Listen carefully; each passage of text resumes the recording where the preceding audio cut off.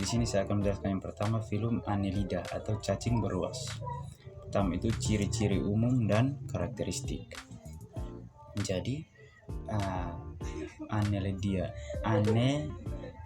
ini adalah hewan triploplastik selomata, memiliki rongga tubuh sejati. Tubuhnya beruas-ruas, metameri dan bersimetri bilateral. Jadi mereka juga memiliki organ yang sudah berkembang dengan baik. Yang berikut adalah sistem reproduksi. Jadi reproduksi Annelida ini dia bervariasi. Ada yang hermafrodit, memiliki alat kelamin jantan dan alat kelamin betina seperti cacing tanah, dan ada pula yang dioecious, alat kelamin terpisah seperti lintah. Reproduksi aseksual melalui fragmentasi juga dapat pada beberapa spesies. Berikutnya lagi adalah sistem pencernaan. Jadi sistem pencernaannya begitu lengkap, mulai dari mulut hingga anus. Yang berikut adalah alat geraknya. Jadi Annelida ini dia bergerak menggunakan otot-otot sirkuler dan longitudinal di dinding tubuhnya, dibantu oleh seta atau bulu kaku pada bagian besar spesies. Berikut contoh hewannya. Jadi yang pertama itu cacing tanah atau Lumbricus terrestris. Hermafrodit, memiliki seta berperan penting dalam pengelolaan tanah. Contoh yang kedua adalah lintah Hierodu atau medicinalis. Hermafrodit, memiliki dua alat penghisap, dulu digunakan dalam pengobatan. Contoh yang ketiga adalah cacing kipas atau Sebela, hidup di laut, memiliki parapodia yang indah.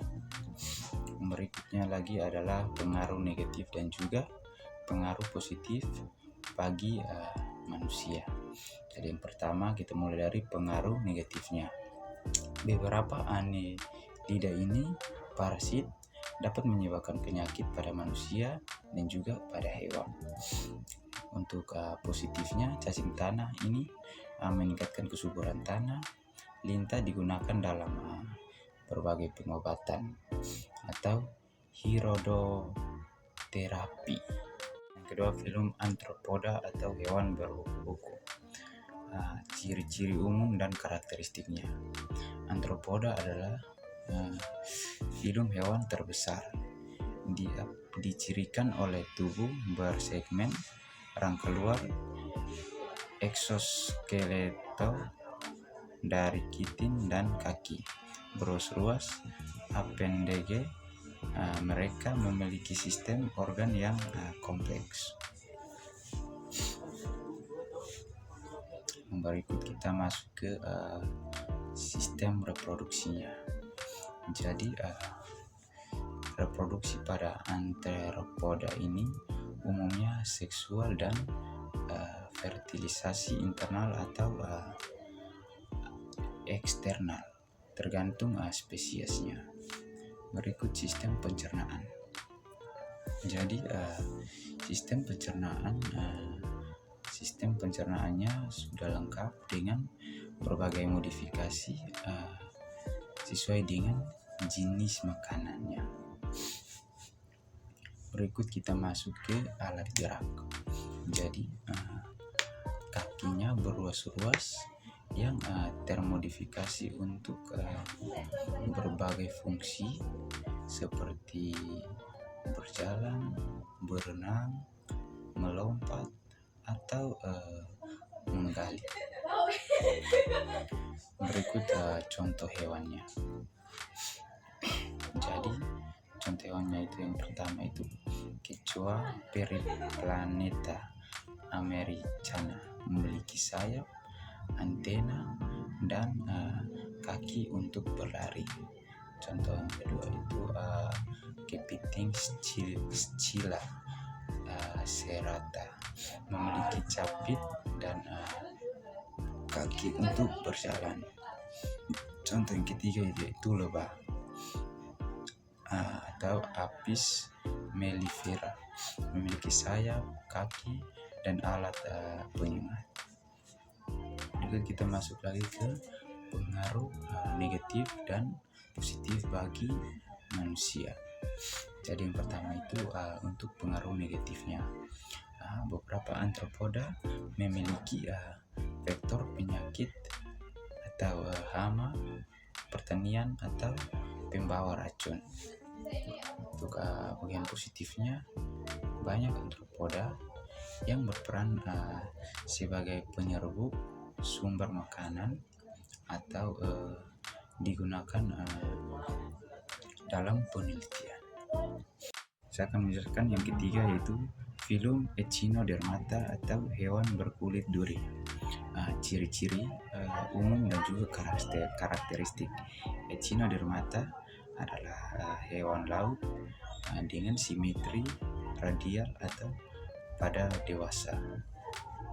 Tubuhnya ditutupi duri atau tonjolan dan memiliki sistem ambulakral, sistem pembunuhan air untuk bergerak dan makan.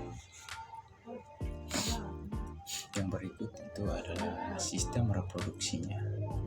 Jadi untuk sistem reproduksi Echinodermata umumnya seksual dengan fertilisasi eksternal. Berikut itu sistem pencernaannya.